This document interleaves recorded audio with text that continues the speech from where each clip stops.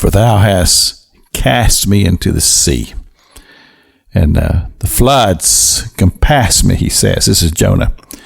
As he's crying into the Lord, it says, out of his affliction, he's just crying out to God. And then it says, and then the billows.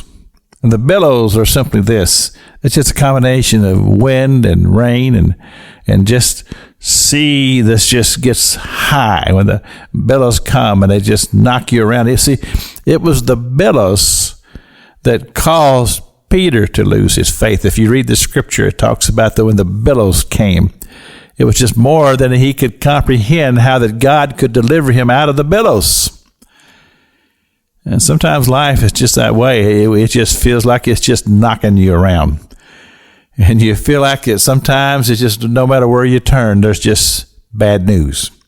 Kind of like Job. That's the way it was with Job. I mean, one thing after another. And it just seemed like it just wasn't going to end. And it would cause a person to become desperate in their soul, in their heart, in their mind. And I believe this is where Jonah was. He'd been cast into the sea. He was living for 3 days in the belly of a fish. And he said, God, help me in my despair.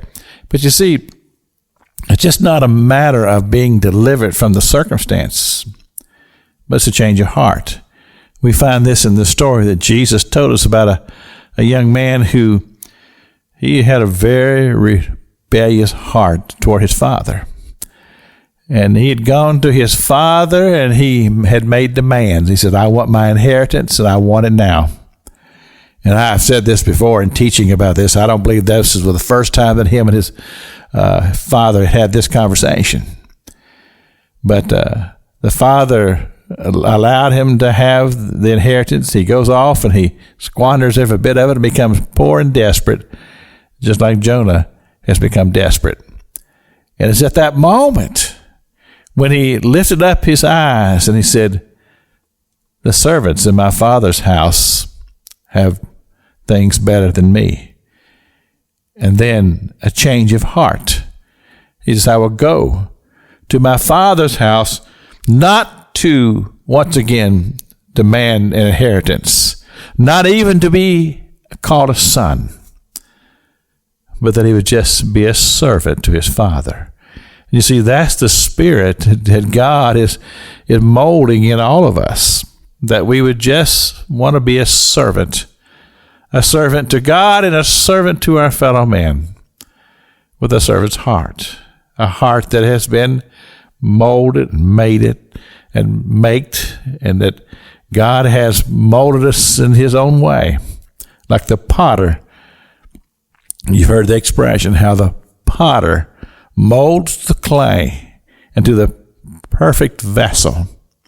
And God is often used in circumstances such as he did in the life of Jonah to create this person who has a repentant heart, ready to just be obedient to the voice of the Father, and just to have a heart to serve and a heart to love his fellow man.